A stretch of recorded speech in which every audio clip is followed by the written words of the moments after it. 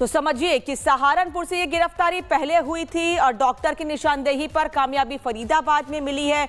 Doctor Adil Ahmad को poster लगाते हुए देखा गया था सीसीटीवी में और उसके बाद उसकी गिरफ्तारी हुई थी।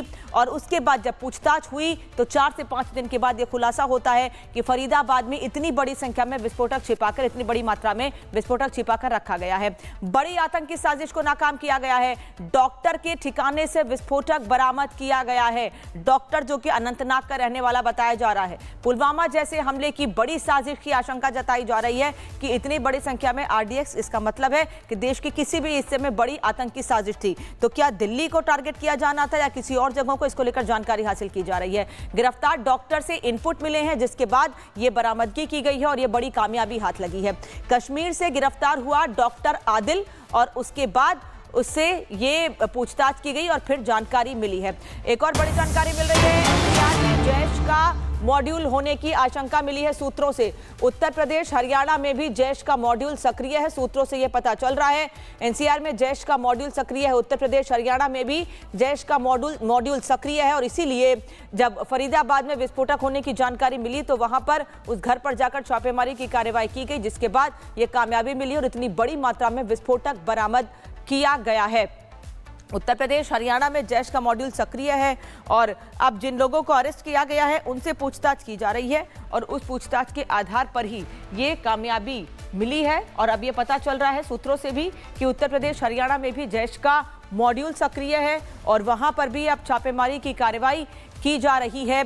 एनसीआर में जैश का मॉड्यूल होने की आशंका है। दिल्ली से सटे हुए इलाके, चाहे फिर वो उत्तर प्रदेश का नोएडा हो, गाजियाबाद या फिर हरियाणा फरीदाबाद, उन सभी जगहों पर, राजस्थान के जो इलाके दिल्ली से सटे हुए हैं उन सभी जगहों पर अब जांच की जा रही है कि एनसीआर में कहां-कहां पर यह मॉड्यूल सक्रिय था और किस तरह से ये लोग बड़ी साजिश को अंजाम देने की तैयारी में थे, लेकिन इसे नाकाम कर दिया गया है। जतिन हमारे साथ लगातार जुड़े हुए हैं। जतिन, एनसीआर में जो है जैश का बड़ा आतंकी मॉड्यूल सक्रिय है, एनसीआर का कौन सा इलाका, उत्तर प्रदेश का, राजस्थान का या फिर हरियाणा का? अब इसको लेकर कोई जानकारी नहीं।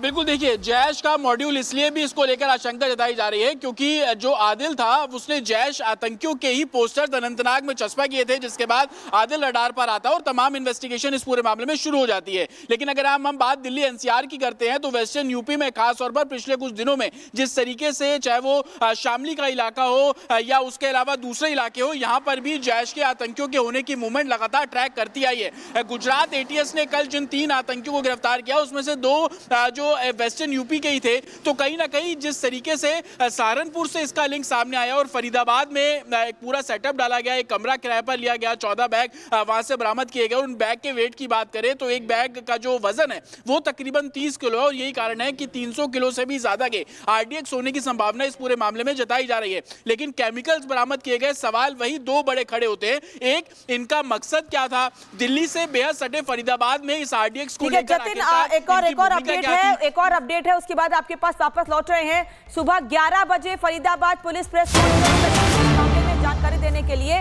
फरीदाबाद पुलिस प्रेस कॉन्फ्रेंस करेगी। आतंकी मॉड्यूल को लेकर पुलिस जानकारी दे सकती है। हालांकि फरीदाबाद पुलिस को, हरियाणा पुलिस को इस बारे में कोई जानकारी लग नहीं पाई कि इतनी बड़ी संख्या में फरीदाबाद में एक रूम को रेंट पर लेकर इतनी बड़ी मात्रा में विस्फोटक रखा गया था।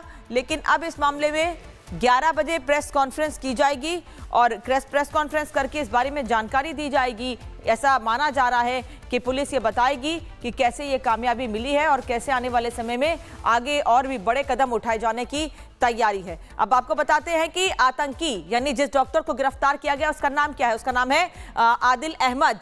ये अनंतनाग, जम्मू कश्मीर का रहने वाला है। इसके फरीदाबाद और हरियाणा के फरीदाबाद से इसकी निशानदेही पर इतनी बड़ी संख्या में विस्फोटक बरामद किए गए हैं और अनंतनाग का रहने वाला है। पिछले दिनों इसे दीवारों पर पोस्टर लगाते हुए आतंकियों को देखे गए थे, जिसके बाद इसे अरेस्ट किया गया और अरेस्ट करने के बाद जब इससे पूछताछ की गई तो ये बड़ी जानकारी मिली कि फरीदाबाद में इस घर पर, इस रूम को रेंट पर लिया गया था और सिर्फ सामान रखने के लिए रूम को रेंट पर लिया गया था। जिसके बाद पुलिस यहां पर स्पेशल टीम यहां पर पहुंचती है और उन्हें यह कामयाबी हासिल होती है। अनंतनाग का रहने वाला है डॉक्टर जतिन और जब ये पोस्टर लगा रहा था तब इसको सीसीटीवी में देखा गया था और उसी संदिग्ध के बाद उसी समय संदिग्ध माना गया था और फिर जांच आगे बढ़ाई गई थी। और क्या अपडेट? बिल्कुल देखिए, ये 3 डॉक्टर्स की पूरी कॉन्स्पिरेसी अभी तक की इन्वेस्टिगेशन में निकलकर सामने आया है। आदिल उसमें सबसे बड़ा किरदार है, जो कि सबसे पहले पुलिस के रडार पर आता है, जम्मू कश्मीर पुलिस के रडार पर आता है, क्योंकि जैश-ए-मोहम्मद के आतंकियों के पोस्टर इसने अनंतनाग में चस्पा किए। उसके बाद आदिल को गिरफ्तार किया गया। आदिल से पुलिस मुजम्मिल के पास पहुंचती है, क्योंकि आदिल और मुजम्मिल दोनों ही दोस्त बताए जा रहे हैं। मुजम्मिल को जब हिरासत में लिया गया, उससे पूछताछ की गई तो बताया कि मुजम्मिल ने कमरा फरीदाबाद के डोज इलाके में लिया है और इस इलाके के अंदर उसने 14 बैग ऐसे बरामद किए गए जो कि विस्फोटक से भरे हुए थे। उसके अंदर से वेपन्स बरामद किया गया और उसके अंदर से कुछ जो केमिकल है वो भी रिकवर किए गए। उसी डोज इलाके में मेरी मौजूदगी है, जब मैं आपसे बात कर रहा था तो पीछे से 2 पुलिस की जो गाड़ियां हैं वो भी अभी यहां से राउंड अप कर रही है और 11 बजे फरीदाबाद पुलिस इस पूरे मामले में प्रेस कॉन्फ्रेंस भी करने वाली है। लेकिन फरीदाबाद का ये डोज इलाका किस तरीके का दिखता है वो तस्वीर मैं अपने दर्शकों को और आपको दिखा रहा हूं। आप देखेंगे कि एकदम से रिज इलाका है, झाड़ियों से पटा हुआ इलाका है और दूसरा आप सड़क देखेंगे कि दिन के 10 बजे, जो कि दिल्ली एनसीआर में पीक आवर्स होते हैं, लेकिन ये रोड आपको ज्यादा रश इसमें नजर नहीं आएगा।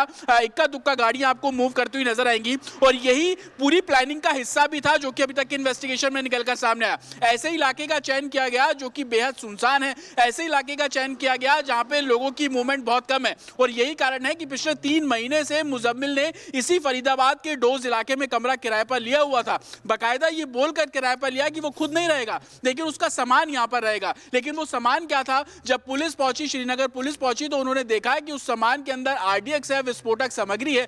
1-2 नहीं बल्कि 14 बैग बरामद किए गए। उन बैग का जब वजन किया जा रहा है तो 20 से 25 किलो उस बैग का वजन है। लेकिन सबसे बड़ी बात कि किसका मॉड्यूल है ये, क्योंकि जैश के आतंकियों के पोस्टर लगा, इस बात की आशंका सबसे ज्यादा है कि जैश के कहने पर दिल्ली से बेहद सटे हुए फरीदाबाद, जो कि एनसीआर रीजन है, यहां पर बड़ी संख्या में, जिसकी कैपेसिटी तकरीबन 300 किलो से भी ज्यादा आरडीएक्स ये बताई जा रही है, यहां पर पहुंचना, किस तरीके की प्लानिंग को ये लोग एग्जीक्यूट करने वाले थे।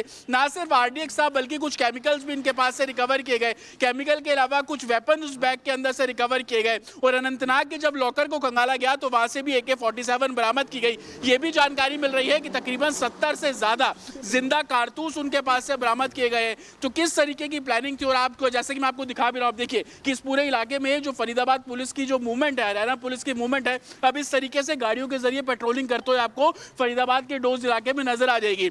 इसी पेट्रोलिंग से भी आप अंदाजा लगा सकते हैं कि किस तरीके की ये ऑपरेशन था जो कि जम्मू कश्मीर पुलिस ने फरीदाबाद के अंदर आकर अंजाम दिया। हालांकि हरियाणा पुलिस अब इस पूरे मामले में प्रेस कॉन्फ्रेंस कर रही है। सुबह तक उनकी तरफ से बिल्कुल डिनायल मोड पे था कि ऐसा कुछ नहीं हुआ, लेकिन सवाल यही खड़ा होता है कि फरीदाबाद जैसे इलाके में, जो कि दिल्ली से बेहद सटा हुआ है, यहाँ पर 300 किलो आरडीएक्स का पहुंच जाना और एक कमरे के अंदर रखे रहना, क्या फरीदाबाद LIU का कोई फेलियर था? उनको भनक नहीं थी, लेकिन जम्मू कश्मीर पुलिस आती है, डॉक्टर मुजम्मिल को साथ में लेकर आती है और उसकी निशानदेही पर यह पूरा विस्फोटक रिकवर किया जाता है, सीज किया जाता है। ये सवाल होंगे जो कि 11 बजे फरीदाबाद पुलिस से संभवतः पूछे जाएंगे और हम पूछेंगे भी। लेकिन सबसे बड़ी बात कि पूरी कॉन्स्पिरेसी 3 डॉक्टर्स के द्वारा की गई। एक डॉक्टर अभी भी फरार है, उसके बारे में जो रेड्स है वो मल्टीपल लोकेशन पे की जा रही है, चाहे वो वेस्टर्न यूपी का सहारनपुर इलाका हो, हरियाणा के कुछ इलाकों में की जा रही है। ये भी जानकारी मिल रही है कि जम्मू कश्मीर पुलिस इस समय फरीदाबाद और आसपास के रीजन में मौजूद है। जिस तरीके की लीड्स उनको मिल रही है उसके बाद और उसी के आधार पर छापेमारी की कार्रवाई भी की जा रही है, जो लीड्स मिल रही हैं जतिन, और आगे भी ऐसी कार्रवाई जारी रहेगी और पूछताछ के आधार पर और भी बड़ी कामयाबी मिल सकती है, ऐसी जानकारी मिल रही है। धन्यवाद जतिन जानकारी के लिए आपका।